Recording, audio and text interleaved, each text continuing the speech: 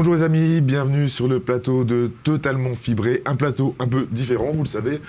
Dimitri est parti pour d'autres aventures, on se retrouve à 3 temporairement, mais vous connaissez mes compagnons, vous connaissez notamment Lucas. Bonjour Lucas. Bonjour Olivier. De quoi tu vas nous parler? Aujourd'hui je vais vous parler guerre des boutons, plateforme de streaming et acte complètement inconscient.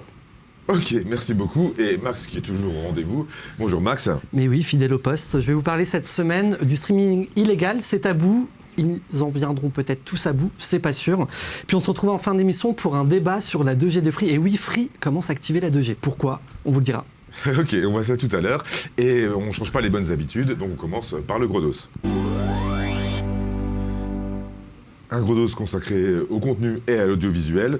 Lucas, tu vas commencer. Plusieurs choses cette semaine. Exactement, puisque l'Assemblée nationale s'est penchée depuis novembre dernier sur plusieurs questions tournant autour des équipements audiovisuels, notamment les téléviseurs connectés, les box des opérateurs, mais également les télécommandes, sur fond de surexposition des plateformes américaines sur ces différents services. Alors, les télécommandes, justement, pourquoi on en parle? Je vais vous montrer un exemple, ce sera peut-être plus parlant. Vous allez en voir plusieurs l'une à côté de l'autre, dès qu'on a... Martin, une jolie collection de télécommandes. Voilà. Est-ce que vous remarquez quelque chose? On voit quand même assez souvent un bon bouton Netflix, au moins. Alors sur la pop, c'est encore mieux, on a Prime également. On a Prime, et sur les nouvelles télécommandes de la pop, on a aussi Canal+. Canal+, en plus. C'est ça, Canal+. Sur la télécommande du milieu, vous voyez même peut-être un bouton Amazon. En bref, la question se pose, est-ce qu'il faut supprimer ce type de bouton pour laisser peut-être de la place aux plateformes françaises et locales, exactement. Alors là, pour cette question-là, il faut quand même replanter un petit peu le contexte, puisqu'il y a quand même quelques exceptions pour lesquelles des éditeurs français sont présents sur des télécommandes. Le iSense, par exemple, propose une télécommande avec un bouton Molotov et Canal+, qui l'eût cru, seulement sur le marché français, évidemment. Et donc une commission de l'Assemblée nationale s'est donc chargée, dans une mission flash, de trouver un petit peu des idées de solutions, des propositions. Alors, justement, d'après les députés en charge de ce projet, il n'y a pas besoin de le supprimer, ce n'est même pas souhaitable. En revanche, ce qu'il faut faire, c'est permettre, par exemple, de réserver une partie de ces touches disponibles sur les télécommandes à des éditeurs français. Donc ça peut être justement comme iSense l'a fait avec Molotov ou MyCanal ou avec Salto. Il faut quand même dire que pour trouver sa place sur un bouton de télécommande, très souvent ce sont des accords qui sont signés entre les éditeurs, donc souvent les gros américains ont beaucoup plus de poids, et les fabricants de télévision, ce qui est assez logique. Il y a aussi d'autres solutions qui ont pu être envisagées, notamment celle d'un bouton neutre, c'est-à-dire un bouton qui n'est attaché à aucune plateforme par défaut, mais qui va être possible de personnaliser. Typiquement, si jamais vous êtes un véritable fan de la plateforme de France Télévisions, par exemple, eh bien, sur la télécommande, vous aurez un bouton qui aura peut-être, je ne sais pas, moi, un cœur, par exemple, imaginons, et sur lequel vous cliquerez, vous aurez paramétré pour que ça lance directement France TV. Ça fait partie des solutions envisagées. Cependant, les députés le reconnaissent. C'est encore impossible juridiquement de le mettre en œuvre, ce genre de mesures à l'échelle française. Il va falloir quand même porter la question au niveau européen. Voilà, et après, tout est relatif aussi, puisqu'il faut, je pense, en tout cas, à mes yeux, se référer au nombre d'abonnés et au succès des plateformes. Alors oui, il s'agit aussi de trouver une équité entre les plateformes américaines, Netflix, Prime Video et les plateformes françaises. Après, en termes de succès, il n'y a pas photo aujourd'hui. Donc si on se retrouve avec, admettons, un bouton Salto qui compte combien d'abonnés? Entre 5 000 et 7 000, ils ne sont pas encore trop... Non, pas 5 000, 500 000 et 700 000. Oui. Voilà, imaginons Samsung signe un accord et intègre un bouton Salto.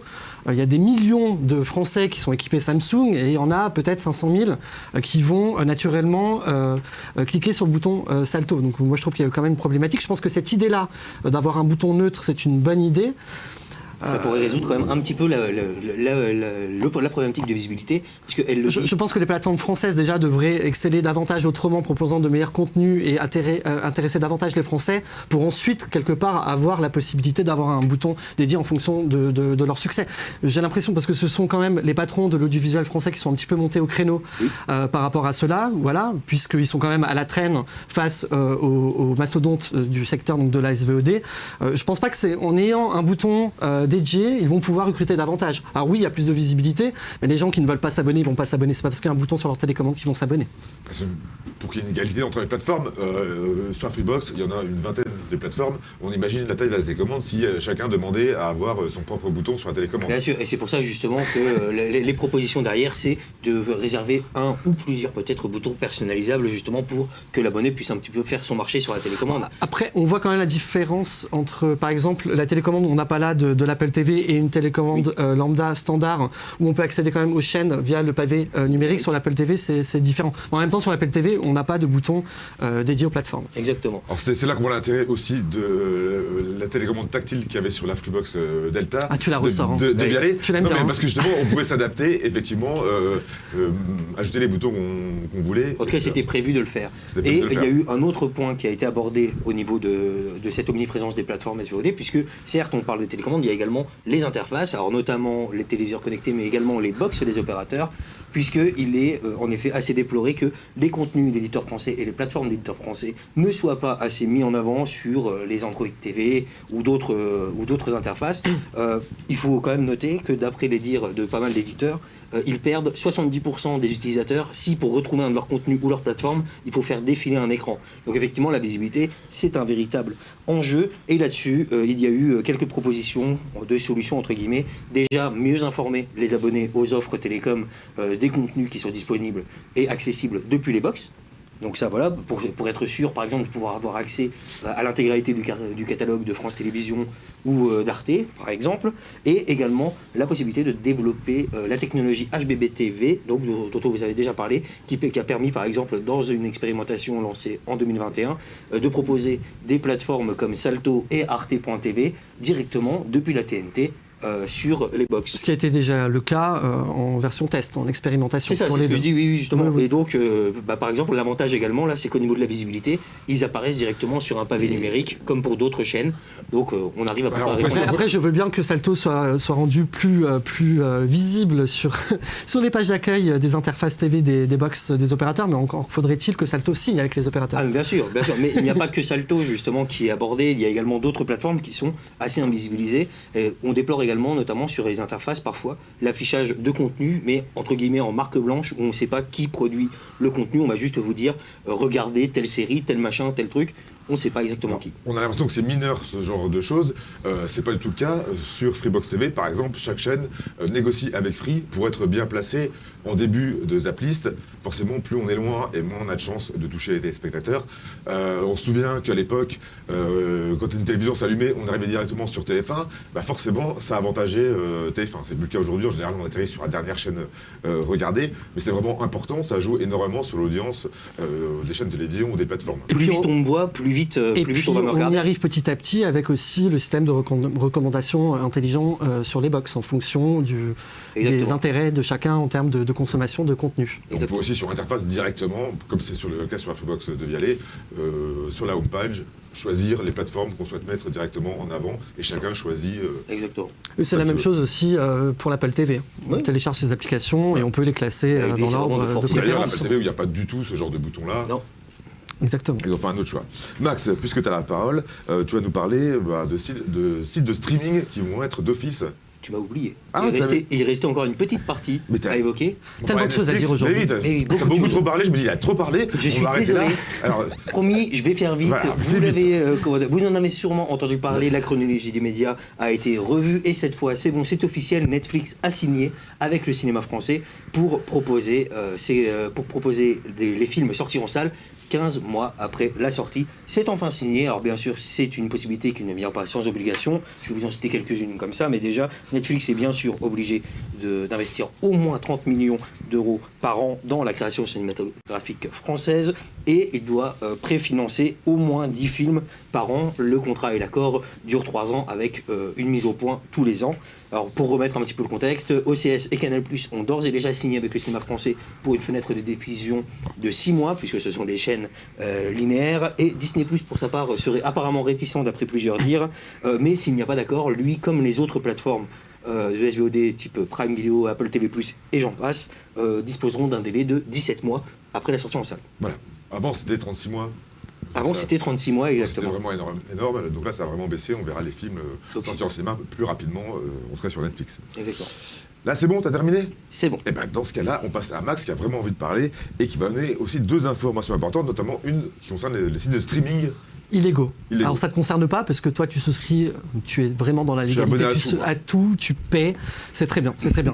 Mais d'autres l'ont peut-être remarqué et ça ne va pas dans leur sens du tout. Les diffuseurs et les opérateurs partent à l'assaut du streaming illégal. De premiers combats ont été remportés ces dernières semaines, mais pas encore par chaos. À titre d'exemple, une vingtaine de sites pirates ont été bloqués le 15 février dernier lors du match de Ligue des Champions, donc de foot, opposant le Real Madrid, le PSG au Real Madrid, sur demande de l'Arcom, qui est la fusion récente du CSA et d'Adopi, et après assignation de Canal+ et beIN Sport. Alors ces blocages sont rendus possibles depuis la mise en place très récente d'un nouveau cadre législatif donnant à l'Arcom un nouveau pouvoir qui est donc de sommer les FAI, de bloquer les sites identifiés et même par anticipation.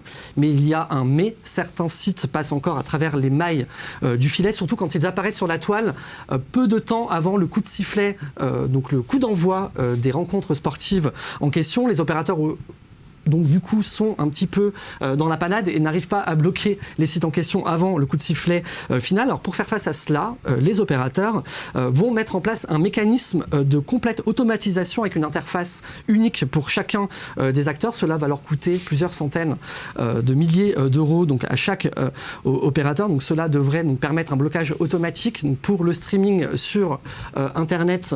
On peut imaginer qu'il voilà, y aura très peu de sites qui pourront diffuser à ce moment-là, mais le problème du streaming illégal n'est pas pour autant réglé. Reste à résoudre le problème du VPN, aussi de l'application cryptée, mais surtout de l'IP TV. J'en vois qui se frottent les mains en disant « Nous avons encore de beaux jours devant nous en passant par l'IPTV ». Canal+, en tout cas, lui, veut agir et appelle à une mobilisation collective et immédiate pour lutter contre ces boîtiers-là. Alors, comment faire? Aujourd'hui, il n'y a pas réellement de solution. Canal+ estime qu'il faut rendre l'accès plus difficile à ces offres-là et cela passera irrémédiablement par une réduction de la capacité des utilisateurs à trouver de nouveaux liens. Donc, le chemin est encore long. Ok, la solution aussi, c'est que ça coûte moins cher, peut-être toutes ces chaînes de sport, ou toutes ces chaînes comme Canal+, si baissaient leurs tarifs, peut-être qu'il y aurait moins de streaming illégal. Peut-être. En tout cas, la Tu pourras piraterie, poser la question à Canal+. Ah bah, je la poserai. en tout cas, la piraterie est encore loin d'être finie. Non, mais nous sommes face quand même à une vraie... Enfin, face. Ah oui. Il y a une vraie évolution positive. Canal+ se bat depuis pas mal de temps, depuis plusieurs années. Voilà, ce sont de premières victoires, mais il va falloir encore patienter plusieurs années avant que le streaming illégal soit totalement éradiqué. Après, il faut savoir, c'est pas parce qu'il sera éradiqué que les gens vont forcément s'abonner aux chaînes. En général, ceux qui regardent, c'est qu'ils n'ont pas les moyens de s'abonner aux chaînes concernées. Non, mais il y a vraiment qu'à gagner. Il y a eu l'année dernière, il y a eu un match notamment de foot où il y avait plus d'audience en streaming illégal que sur les diffuseurs payants. Bien sûr, c'est ce que disaient les chaînes, mais c'est pas parce qu'on regarde illégalement qu'on va forcément s'abonner à la chaîne. Ah non, bien entendu. Donc, bien c'est entendu. pas... Il n'y a pas forcément de manque à gagner. Mais il y a forcément une part de personnes qui justement tombent un petit peu dans la facilité, qui ont aussi les moyens de payer un abonnement après une vidéo pour regarder la Ligue 1. On continue dans les contenus, Max, avec justement une bonne nouvelle pour les abonnés Freebox. Pour les abonnés Freebox, je sens que depuis le début de l'émission, ils se sentent un petit peu délaissés. Donc je m'adresse à vous, abonnés Freebox, après Maison et Travaux. Une nouvelle chaîne gratuite a fait son apparition cette semaine sur vos Freebox, sur le canal 247. Il s'agit de School TV. Alors ce canal se revendique comme une chaîne d'un nouveau genre et est donc dédiée à l'éducation pour découvrir des initiatives pédagogiques innovantes avec des réflexions notamment sur la transformation numérique et comment inventer l'école de demain. Voilà, donc c'est intéressant. On n'a jamais vu ça ni sur la Freebox ni ailleurs. C'est un nouveau projet. On vous propose de regarder un petit résumé en 1 minute de ce que propose cette nouvelle chaîne gratuite.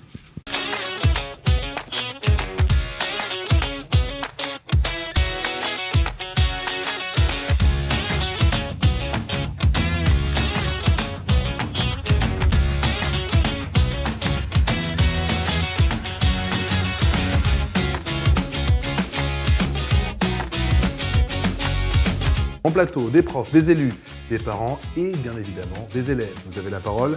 Chaque jour dans le MAG, je compte sur vous. En compagnie de spécialistes et d'invités, je vous propose de découvrir ces technologies qui font bouger le monde de l'éducation. En compagnie de chroniqueurs et d'invités, nous tenterons de répondre à une question d'actualité qui concerne l'éducation. Nous vous donnons chaque jour la parole dans le grand JT de l'éducation. Tout au long de l'émission, on échange sur la mode, la culture, la psychologie à travers nos rendez-vous hebdomadaires. Nos chroniqueurs et moi-même, nous vous proposons des clés de compréhension et des pistes d'action en matière d'éducation. Je vous propose un tête-à-tête avec une personnalité. Elle viendra se confier sur ses souvenirs en tant qu'élève. Elle partagera ses anecdotes et sa vision de l'école d'hier et d'aujourd'hui. À bientôt sur School TV.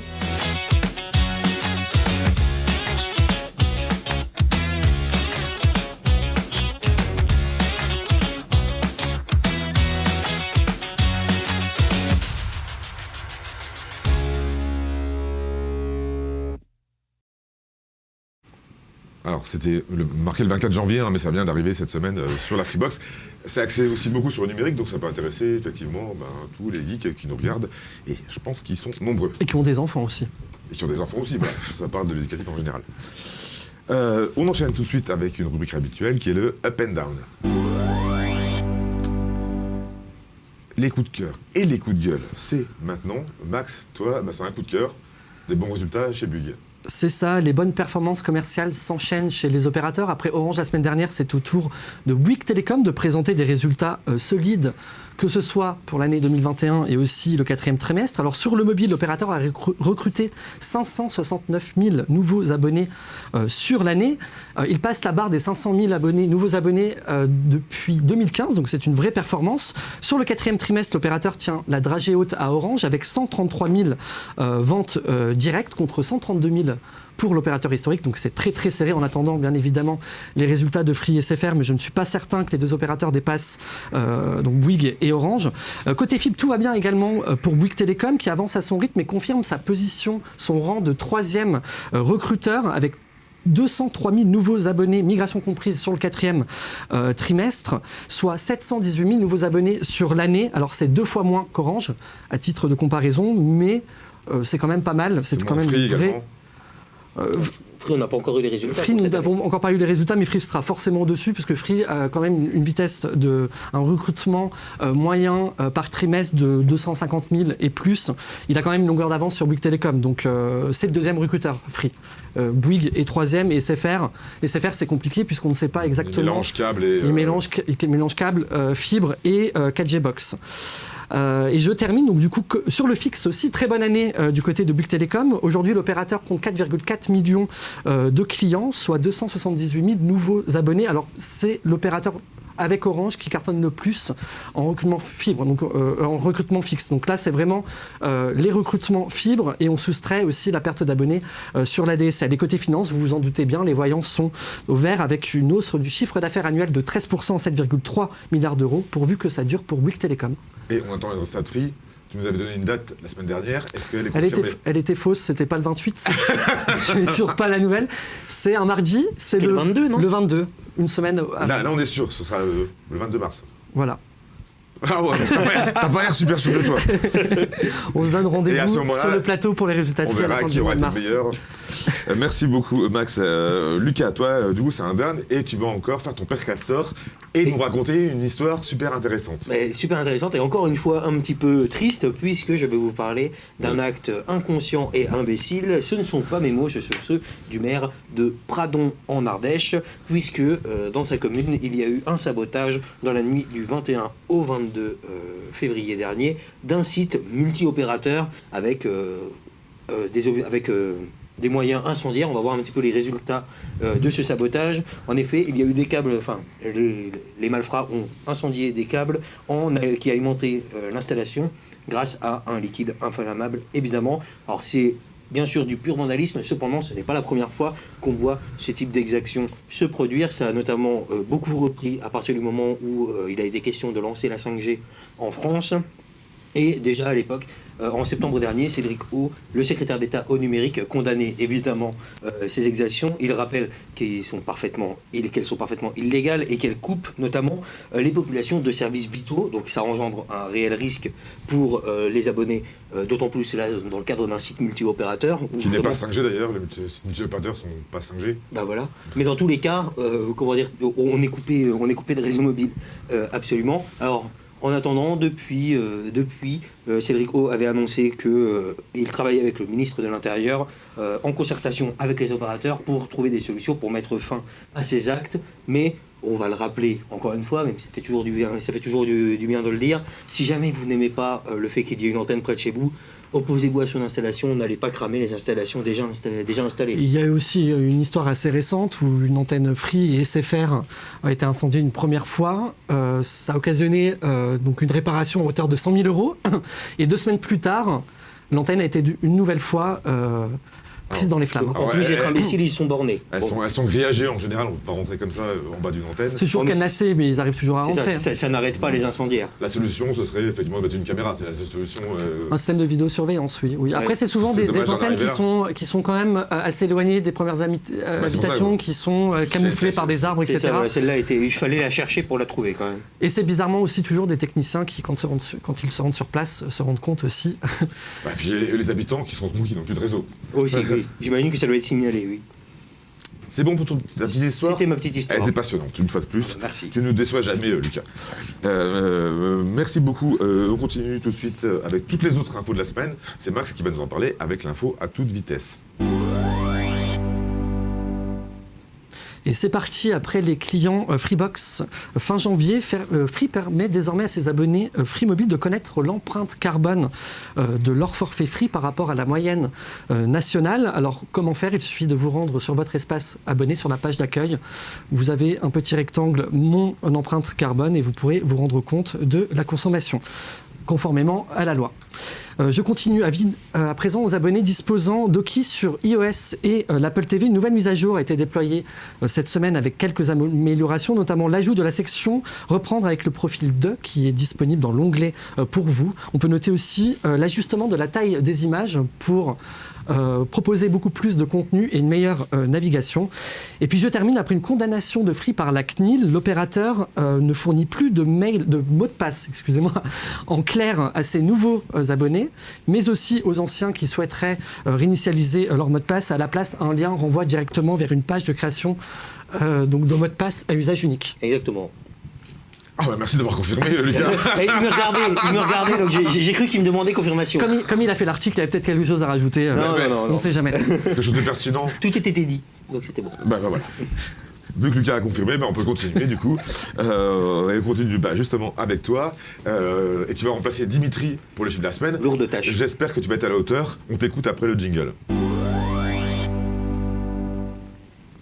Alors ce chiffre de la semaine, il n'est pas bien gros, vous allez pouvoir le voir s'afficher juste là, 0,21 € ou 21 centimes d'euros. C'est encore moins que la baguette de Leclerc. Exactement, c'est vrai, et c'est pas non plus le montant d'un forfait, je vous rassure, c'est le prix d'une initiative de Free en soutien notamment aux Français ou aux Ukrainiens résidant sur le territoire français qui vont pouvoir donc bénéficier d'une baisse des tarifs des appels téléphoniques en direction de l'Ukraine, que ce soit les abonnés Freebox et les abonnés mobiles, et également que ce soit vers des numéros mobiles ou des numéros fixes.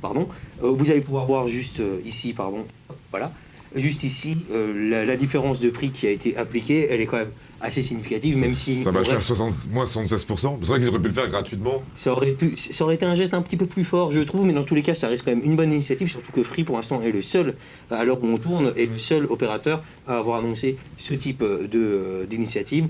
On espère que les autres opérateurs pourront peut-être suivre comme geste un petit peu pour les personnes possédant de la famille en Ukraine et qui sont donc, j'imagine, très inquiètes au vu de la situation actuelle. Ok, merci beaucoup Lucas.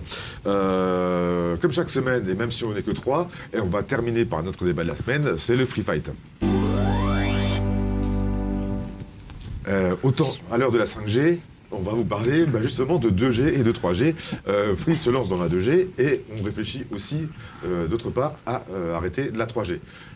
pourquoi Free se lance dans la 2G? Tu vas nous expliquer un petit peu. Alors déjà, ce qu'il faut rappeler, c'est que l'ANFR a autorisé Free à réutiliser la bande 900 MHz qu'il utilise pour la 3G, mais en 2G. Comment? C'est l'ARCEP qui a autorisé. Non, là, ce sont des sites autorisés par l'ANFR. Alors oui, bien entendu, si Free peut aujourd'hui activer la 2G sur ces fréquences, c'est qu'en amont, l'ARCEP l'a aussi autorisé. Bon, là, l'ANFR, du coup, qui arrive derrière, a autorisé un peu plus de 300 sites, notamment en Gironde, mais 4 aussi à Paris. Ces 4 sites à Paris ont été activés cette semaine par Free Mobile. 2 sont vraiment bien placés dans le siège social, 2 autres sont à proximité. Donc, là, le doute est totalement balayé, ce qui veut dire que Free donc, teste la 2G, donc je le rappelle sur la fréquence 900 MHz qu'il utilisait jusqu'à présent pour la 3G. Alors à quoi ça va servir? Alors on le sait, l'extinction de l'itinérance Orange, donc c'est un contrat qui est signé entre Free et Orange pour que Free puisse permettre à ses abonnés d'utiliser donc la voix, donc le réseau 2G et aussi la 3G sur le réseau d'Orange en attendant de développer suffisamment son réseau, en tout cas sur la 3G, puisqu'on le rappelle, Free n'a jamais déployé de 2G. Donc ce contrat-là, cette prolongation, cet avenant prendra fin à la fin de l'année. Et là, tout porte à croire que Free, effectivement, veut prendre les devants. Ce n'est pas pour rien qu'il commence à activer donc la bande 900 en 2G. Et ce qu'il faut dire, c'est qu'aussi il possède donc 20 000 sites équipés en bande 900 MHz. Alors on ne sait pas aujourd'hui quelle est la proportion de ce nombre d'antennes-là qui vont être réaménagées, réutilisées pour la 2G. Alors ce qui est quand même, ce qu'on peut dire aussi, c'est que visiblement il reste encore des abonnés Free Mobile qui utilisent un terminal 2G. Ce qu'il faut dire aussi, c'est que Free a lancé très récemment la VoLTE et bien évidemment, ses abonnés ne sont pas tous équipés d'un terminal compatible. Et d'ailleurs, tous les terminaux ne sont pas encore compatibles avec la VoLTE de Free. Par contre, ce qu'il faut dire aussi, c'est que les autres opérateurs, eux, notamment Orange, réfléchit à l'extinction de la 2G, même Orange parle d'une extinction au niveau européen à l'horizon 2025 parce que la 2G baisse et des technologies en fait peuvent la remplacer. Mais quand Orange dit ça, c'est que Orange, SFR et Bouygues, eux, utilisent aussi la 2G pour ce qu'on appelle le M2M, donc machine to machine, les objets connectés qui fonctionnent en 2G. Free ne dispose pas n'équipe pas en fait de machines en 2G. Même les bornes de Free sont équipées en 3G et en Ethernet. C'est ça, Olive? C'est ça, voilà. Voilà, donc c'est pas du tout la même chose. D'ailleurs, l'ex-président de l'ARCEP, Sébastien Soriano, avait annoncé en 2020 qu'il va falloir peut-être un jour se poser la question de la réutilisation des fréquences basses, puisque le spectre manque aujourd'hui. On le voit avec l'arrivée de la 5G. Il posait aussi la question de savoir est-ce qu'on ne pourrait pas réutiliser, par exemple, la bande 900 MHz en 5G. Alors Free, lui, fait le chemin inverse, va réutiliser la bande 3G 900 en 2G. La question est de savoir ce que feront les autres opérateurs. Donc voilà, nous avons quand même deux stratégies différentes. Si Free se met maintenant à la 2G, il faut rappeler qu'il n'a pas eu de licence. Il a commencé avec la 3G, il a des licences 3G. Il n'avait pas de licence 2G, contrairement aux autres opérateurs qui ont commencé beaucoup plus tôt. Mais aujourd'hui, les fréquences sont neutres. Maintenant, les fréquences sont neutres, il faut quand même demander l'autorisation à l'ARCEP, ce qu'il a fait. Et effectivement, s'il veut complètement se désolidariser d'Orange, couper le contrat, effectivement, il faut absolument qu'il ait un réseau 2G. Il va falloir quand même toujours proposer la 2G, ne serait-ce que pour la voix, pour les appels de Après, on sait que 1% du trafic généré par les abonnés Free Mobile sont en itinérance Orange, donc c'est quand même assez marginal. Xavier l'a dit, l'itinérance Orange est assez marginale.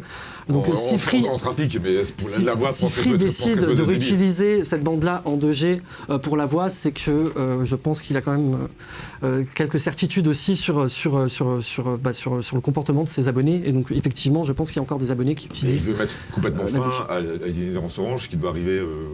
à la fin de l'année. À la fin de l'année, normalement, s'il veut vraiment arrêter totalement l'itinérance Orange, il faut forcément qu'il arrête. Mais la VoLTE a été lancée, la VoLTE peut être la solution. Mais encore faudrait-il que tout le parc, et d'ailleurs la VoLTE n'est disponible que pour le forfait à 19,99. Les abonnés 2 €, eux, quand ils appellent, ils sont en 2G. Voilà. Mais il n'y a pas d'autre solution. Si Free veut être indépendant, est-ce que... Il reste 5 millions d'abonnés 2G, forfait à 2 €. Forfait de 2 €. Voilà. Du coup, forcément 2G.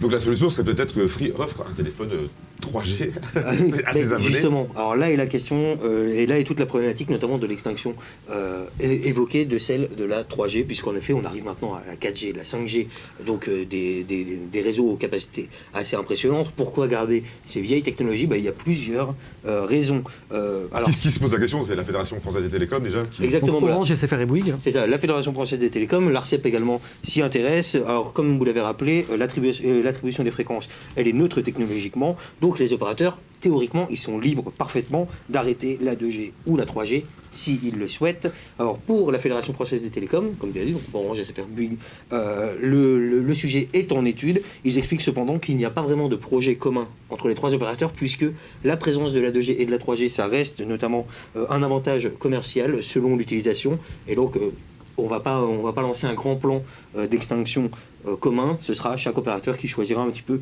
ce qu'il va vouloir faire. D'autant plus qu'il n'y a pas vraiment de gain énergétique, puisque certains équipements, si jamais on éteignait la 2G ou la 3G,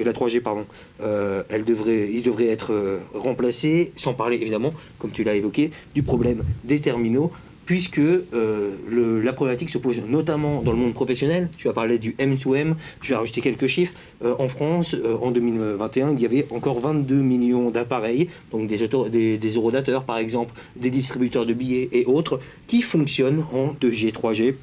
Il y a également d'autres cas plus précis. Typiquement, depuis 2018, les voitures commercialisées en France sont obligées de fournir un système d'appel d'urgence. Donc si jamais il y a un accident, la voiture doit pouvoir appeler les urgences. Comment ça se passe? Via la 2G, 3G. Donc, désactiver cette fréquence, c'est pas si simple, et même dans le grand public. Donc, plusieurs millions de terminaux 2G, 3G continuent de circuler en France. Il y a également de nombreux smartphones qui ne sont pas compatibles avec la VoLTE, même s'ils sont compatibles 4G.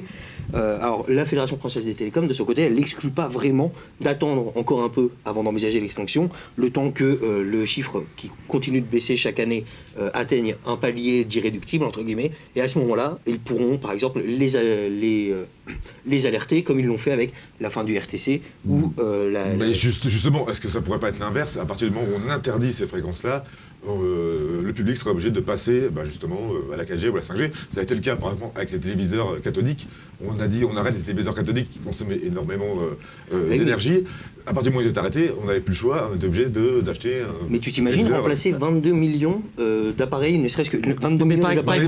Par exemple, Orange avait annoncé une possible extinction de la 2G, mais uniquement pour le grand public. Oui. Là, sur ces appareils-là, c'est quand même assez compliqué. Après, ce qui est aussi, on parle aussi d'écologie et d'impact carbone, etc. des réseaux. Donc la 5G est moins énergivore que les autres réseaux. Alors c'est simple, hein.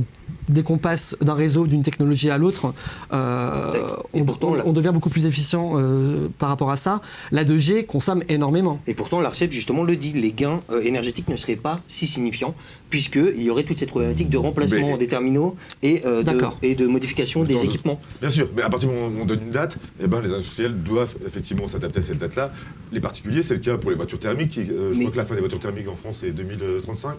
Ça veut dire que les constructeurs vont être obligés de s'adapter et proposer que des voitures électriques. Si on ne met pas une date, un coup près... Certes, mais en attendant, quel est l'intérêt réel? D'autant plus que il faut quand même se rappeler d'une chose, on ne peut pas désactiver la 2G toute seule sans désactiver la 3G. En revanche, on peut désactiver la 3G sans désactiver la 2G, ce qui serait peut-être un peu plus intéressant, puisque désactiver la 3G, déjà, ça va permettre de réallouer certaines fréquences, et en plus, on garde quand même une solution pour tous ceux qui conservent des terminaux voix, qui n'ont pas l'usage de smartphone, par exemple, et qui vont donc pouvoir continuer d'appeler quoi qu'il arrive, et notamment pour le système de c'est secours. possible, on voit nos homologues américains qui ont déjà, certains opérateurs, éteint la 2G, et qui là, éteignent la 3G. D'ailleurs, les opérateurs français ont prévenu leurs abonnés. C'est ça.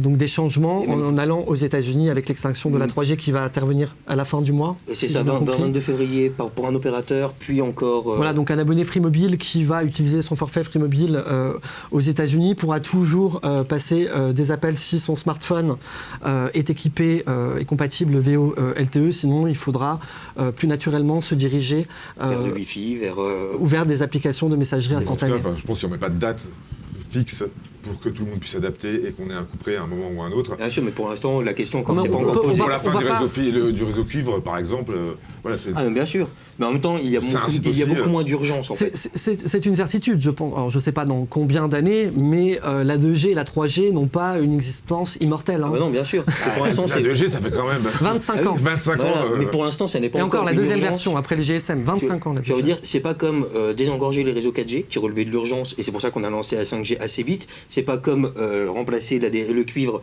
par la fibre, parce que là, on avait des gains bien plus énormes. Les fréquences sont limitées quand même. Donc, ah oui, non, bien sûr. Mais dans tous les cas, je veux dire, c'est pas la même urgence qu'on peut avoir que dans d'autres chantiers. D'autant plus que là, techniquement, les opérateurs, s'ils décidaient de fermer demain, ils pourraient fermer demain. Ce qu'il faut dire, l'intérêt, c'est de pouvoir retrouver du spectre qui est très limité aujourd'hui, c'est pouvoir réutiliser des fréquences pour des technologies plus récentes. Mais le marché, actuellement, d'après les études de la FFC, pour l'instant, il n'est pas encore assez mûr pour se priver complètement de la 2G ou de la 3G. Il n'y a pas de date précise pour l'instant. C'est ça. Ok. On termine là-dessus. J'espère que même à 3, ça vous aura plu totalement fibré. Vous le savez, on se retrouve plusieurs fois par semaine sur la chaîne YouTube d'Univers Freebox. Donc n'hésitez pas à vous inscrire et à même choisir la note. Pas s'inscrire, s'abonner. S'abonner, bien sûr. C'est gratuit. C'est gratuit, évidemment. C'est gratuit, il n'y a pas de pub en plus. Activer les notifications. Autrement, tous les jours sur universfreebox.com, vous avez une foultitude d'informations. Quant à nous, on se retrouve vendredi soir prochain et on vous souhaite un très bon week-end. Ciao.